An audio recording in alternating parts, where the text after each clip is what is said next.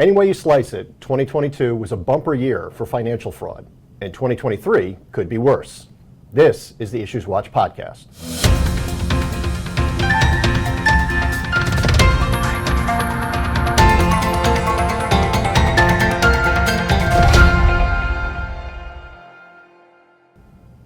Hi, I'm Don Meyer, Chief Marketing Officer at the New Jersey Society of CPAs, and welcome to the Issues Watch podcast.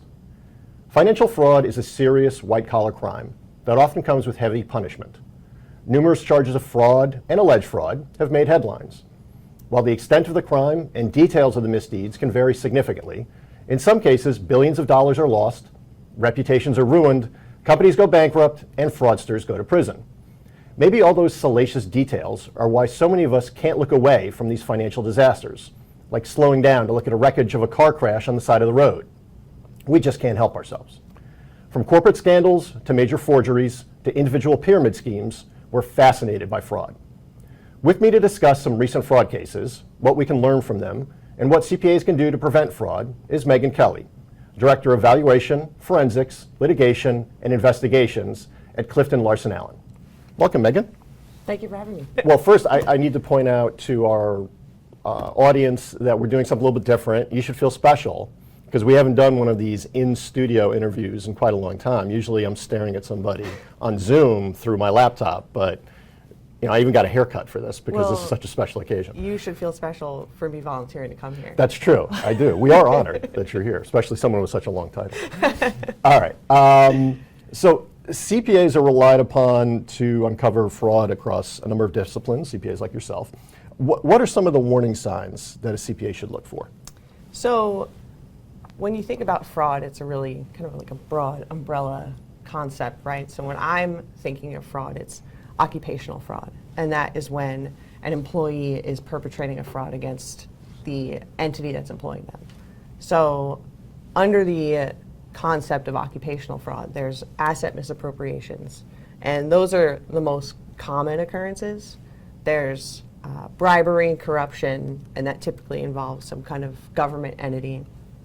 And then there's financial statement fraud. So financial statement fraud happens the least frequently, but it incurs the largest median damages. And financial statement fraud, that's your Enron, WorldCom, Tyco, those types of things. So those are on usually a much larger scale.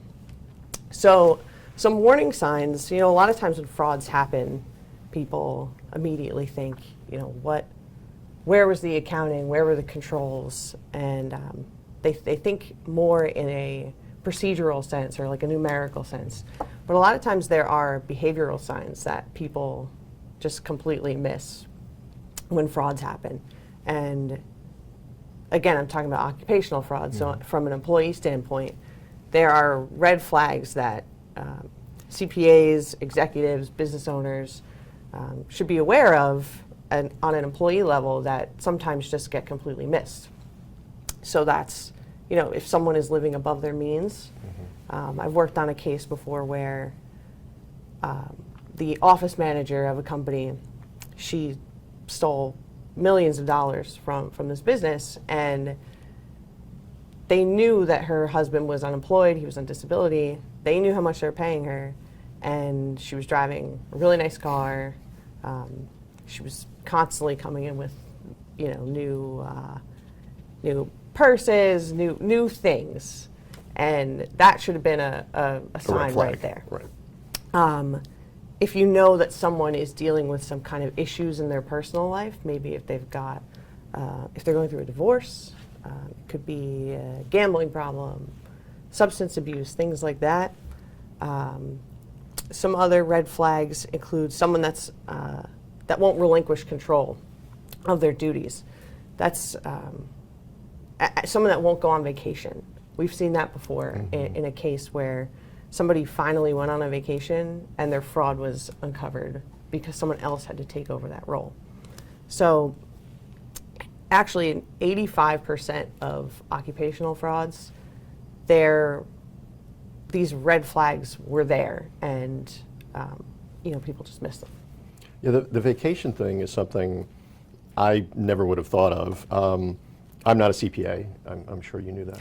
But I remember, it's probably 15 years ago, Ellen McSherry, who was our COO at the time, told staff that we all had to take 5 consecutive days of vacation. It was actually something that our auditor at the time recommended. I was thinking, why does that matter? And then she explained it to me, exactly what you just said, that when somebody's not doing their job and someone else has to step into that role, a lot of times you can uncover fraud. I never would have thought of something like that. Like somebody being out of the office could be a way to detect fraud. Yeah, when I was a teenager, my mom worked in a bank, and she had a mandatory 2-week vacation when she was working there, and it's the same thing. I mean, I thought it was great for us because it was the summer and we got to, hang out with mom for 2 weeks, and she would always do something fun with us. But I didn't understand it either. And when she explained it to me, I was like, oh, okay, that makes a lot of sense. That if someone in the bank is doing something nefarious, when they're gone for 2 weeks, it could typically come up. Right, right. So, as I said, I'm not a CPA, but I'm going to drop a CPA term on you. Okay. What is the fraud triangle? Classic fraud triangle. Yeah. So, the fraud triangle, there are 3 conditions in the fraud triangle that can, if these conditions exist, they could lead to greater instances of fraud. So, the 3 points of the fraud triangle are pressure, rationalization, and opportunity. So, if those 3 things exist, then that could allow someone to kind of convince themselves into committing fraud. So pressure, like I talked about before, with outside pressures impacting somebody, whether, so they owe somebody money, something like that.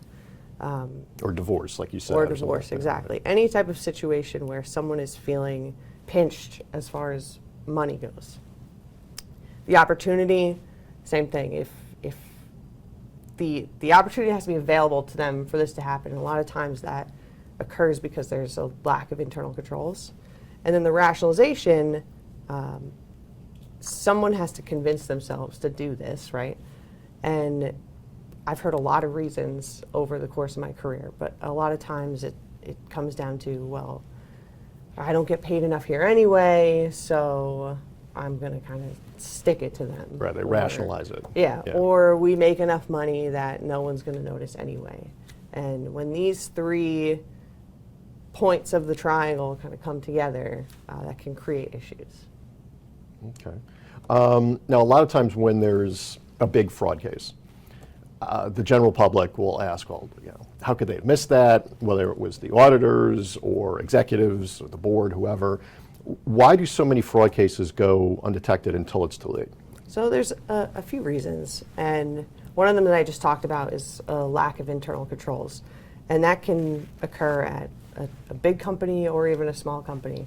And a lot of the frauds that we work on tend to be with small businesses, nonprofits, and in those situations, they have a lack of internal controls because they don't have the resources.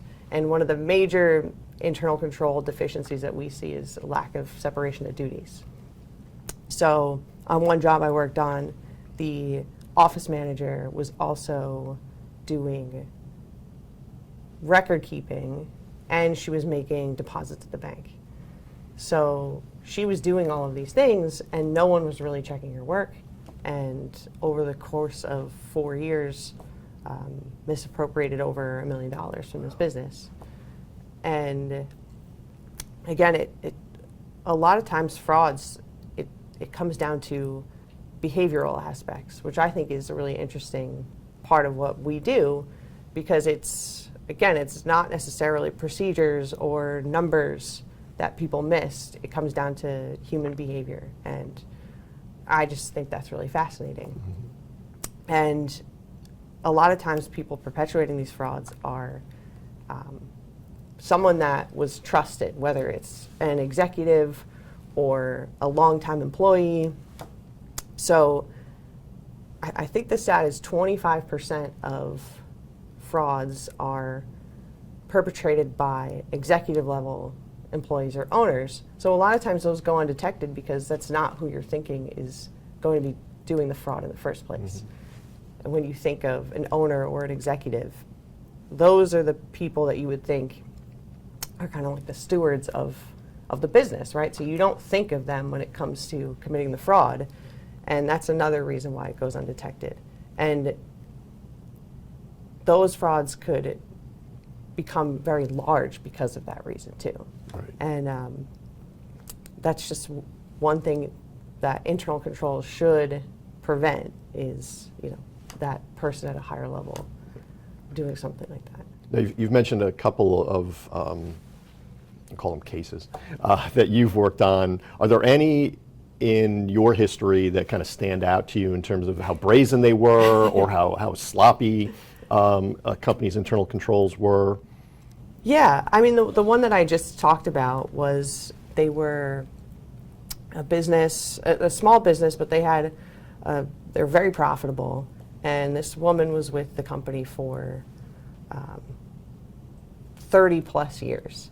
And that aspect of trust, and she started out as an administrative assistant and worked her way all the way up to office manager. But office manager, that encompassed a lot of activities for her. So what she was doing was, when she was paying vendors, the payments were made through ACH through the bank, and she would call the bank and say, send X amount to this vendor at this bank account, X amount to this bank account. The second bank account here was her own personal bank account, but it only showed up on the bank statement as one line item. So when the owner of the company was looking at the bank statements, it just said ACH withdrawal $10,000. It didn't say where it was going, and nobody was looking because they were profitable. They weren't in the red. They could still pay people. And like I said before, she ended up taking over $1 million from this business. And when we asked her why, it was her husband was sick. She needed to make the payments on the house. They started out small, and then, she just got more and more kind of greedy with it. Right. And that's so common in these frauds that we work on, is that it starts out small and ends up kind of amassing into something much larger. And again, that kind of stems back to the whole human behavior aspect of it. Right. And human nature is that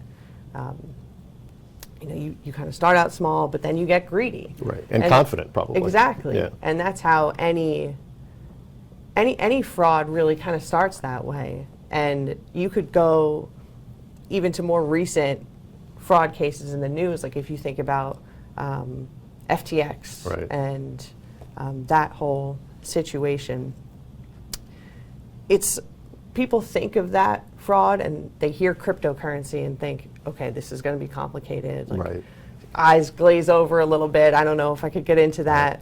But really, it was just a classic misappropriation. He Right. took customer deposits, billions of them, and moved them to a separate entity that he told customers was not related and its own, operated separately, was not involved.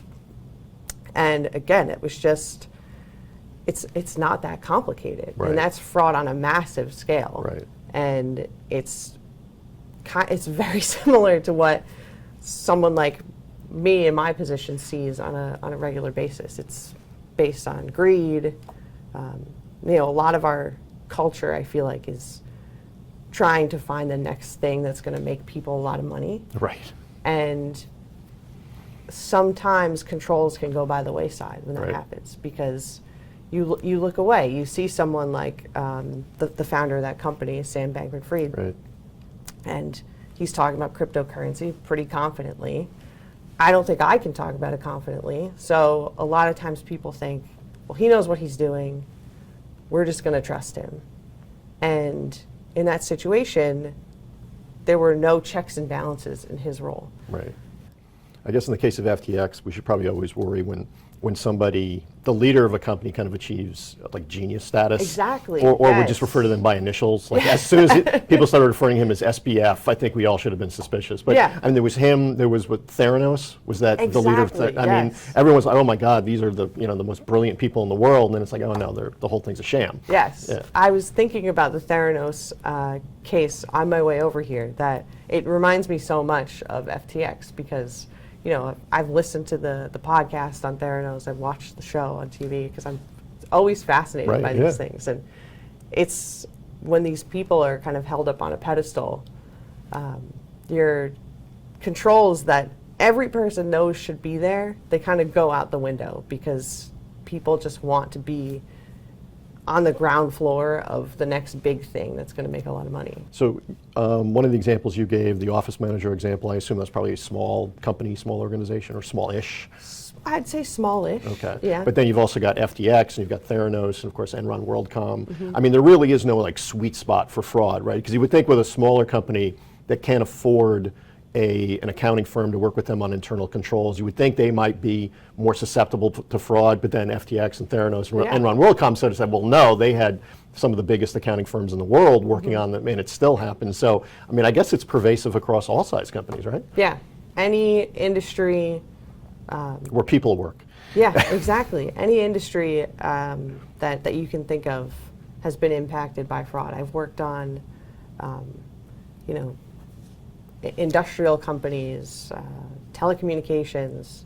I worked on a fraud that involved a church. Like it goes. I know it's, I know, but it's pervasive, and it's because of human nature. Right. And that's kind of what I really like about it. I don't like that fraud exists, but I like this aspect of my job, that there's the human aspect involved. And I worked on a job last summer, or maybe it was the summer before that. A manager of a cemetery was accused of stealing money from the organization, and it's just it's not something you would ever think you'd come across. And that's one of the more interesting aspects of our field, is that every day there's something new, and you get a new case, and it's Not like, good new, but new. it keeps you on your toes. Right. Yeah. Right. Now, of course, we all know about during the pandemic, there was a lot of PPP fraud. Yeah. Have people become more brazen in their fraud? Is there a certain element of, well, they got away with it or they did it, so I'm going to try it too? I think that's definitely part of it, especially with the PPP fraud. It felt like, I mean, some of it wasn't even subtle. No, like not at all. They bought a Maserati. yeah, I yeah, mean, like a yacht. right, It's- exactly. They didn't even try and hide it. Yeah, and I really think that people took advantage of a crisis situation, and that's something that really bothers me. And I work on and speak a lot about elder fraud, and that's a type of situation where someone perpetuating a fraud is taking advantage of someone that is maybe less knowledgeable or in a isolated situation, and it's always stems back to just someone that has identified an area where they can take advantage of someone. Right. Whether it's the PPP frauds with the government was scrambling to get this Right. money out because they didn't want businesses to fail, and I think people recognized that there was a little bit of scrambling involved in getting the money out and then checking. I mean, so much money went out. I think people know that the resources aren't necessarily there to check every single disbursement out to companies to make sure that it was clean, and people really took advantage of that. Yeah, yeah. Really took advantage of it. And I read yesterday, the day before, about, I guess, I don't know whether there's a distinction between a scam and a fraud, or maybe just a scam is another name for a fraud. Like an but aspect of fraud. Yeah. But I think it was a high school principal sent, I think it was $100,000 to somebody because she thought that she was talking to Elon Musk. And she I think she just really wanted to believe it, Yes. and she thought, Elon Musk is going to help my school system. Right. So in her mind, she actually wasn't trying to profit, but I think maybe she was just trying to look really good Right. for her school district. What I found fascinating, though, was when she sent the check, and this is where internal controls comes in, because she actually did something that she's technically not allowed to do. Right. But the check she sent was to some like random guy. It wasn't even like she wrote out a check to Elon Musk and sent it to his address. It was just some random guy. So I think sometimes like people fall victim to fraud because they want to believe what's Yes. happening is true. Yes, that is, as someone who is risk averse, that I could never imagine doing that. Right. But there are a lot of people that hear something, and I talk about this a lot with elder fraud too, when it comes to like those lottery scams or the free vacation Right. scams. Like if something sounds too good to be true, it always is. Yes. But people hear about some way that they can, get more money, and they want to believe it's true. Right. And that's what happens with Ponzi schemes too. I'm a huge Mets fan, so I feel like I am also a victim of Bernie Madoff. Because the Wilpons Yes, really that's good. exactly. Yeah, and they couldn't spend money on players. Yeah. But I just recently watched one of the documentaries about Madoff and one of the streaming services, and he promised these huge returns. Right. And I think there too there were a lot of warning signs, and even in some of the people they interviewed, they even said, we got these printed out statements. Should we have known that, these don't look like my other bank statements, like what's going on Right. here? Probably. But when you think you're making all this money, especially at the time this was going on, you want to believe it's real. And Right. You want to believe that everybody gets 20% returns on an annual basis, even when the market's down, right? yes, that and- happens and to everybody. You want to just think to yourself, like, again, it stems kind of back to, I know more. I'm a smart investor. I know what I'm doing. And I personally love admitting when I don't know something because I like to learn. Right. And I don't like to be exposed in that way. But a lot of people just want to believe that they found an edge somewhere. Right. And that is always kind of what fraud really boils down to, is again like the aspects of human nature that really drive it. You could have your audits, you can have your internal controls, but there's always going to be someone trying to get around that. Right. I had a boss, I don't know, it was probably 25 years ago, who told me, and he was trying to give me good advice, and he said, if you think you're smarter than everybody else, you better be, because otherwise you're going to get burned. Yes. And I use that line all the time because I see it time and time again in sports and all these different things where somebody takes a flyer on a draft pick or something like that. Yeah, I'm like, exactly. well, you better be right, because you better be smarter than everybody else, because nobody else saw what you saw. Exactly. Yeah. And that happens a lot with what we see in forensic accounting. Right. So just to kind of wrap up, talked a lot about some of the cases that you've seen, both the big ones and as well as ones that you've worked on. I mean, what can CPAs learn from these cases that could help them detect and prevent fraud, other than the fact that people are bad? So I think it's important to be diligent and talk to your clients. If you are on the client serving end of it, or if you're a business owner, be aware of who you're hiring, what your controls look like.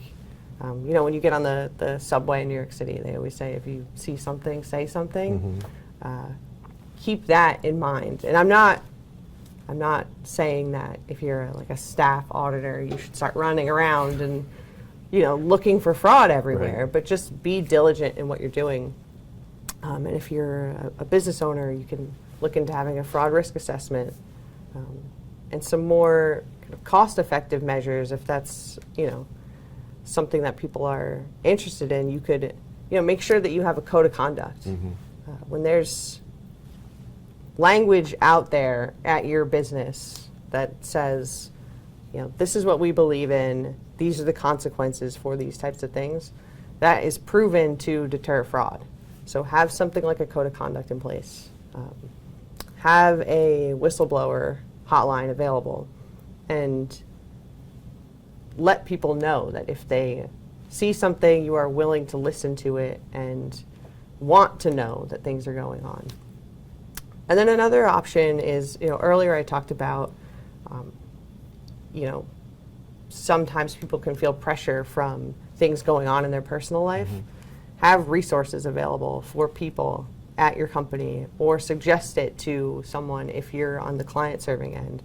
Have resources available for people that are maybe going through a tough time, having any kind of substance abuse issues. Have those resources available for people so that they can get the help they need and don't have to end up resorting to, these issues and fraud aspects that we talked about. Right, get to know your employees. Yeah, exactly. Yeah. All right. Well, this is really interesting. If 2023 does turn out to be a worse fraud year than 2022, we'll definitely have to have you back. Yeah, to I'll talk be about really more busy. cases. Yeah, exactly. Well, thanks again for being here. Thank you really for having appreciate me. it. And thank you all for listening and watching. For more information and events about detecting and preventing fraud, visit njcpa.org/hub/fraud. And NJCPA members can join our Forensic and Valuation Services community at connect.njcpa.org.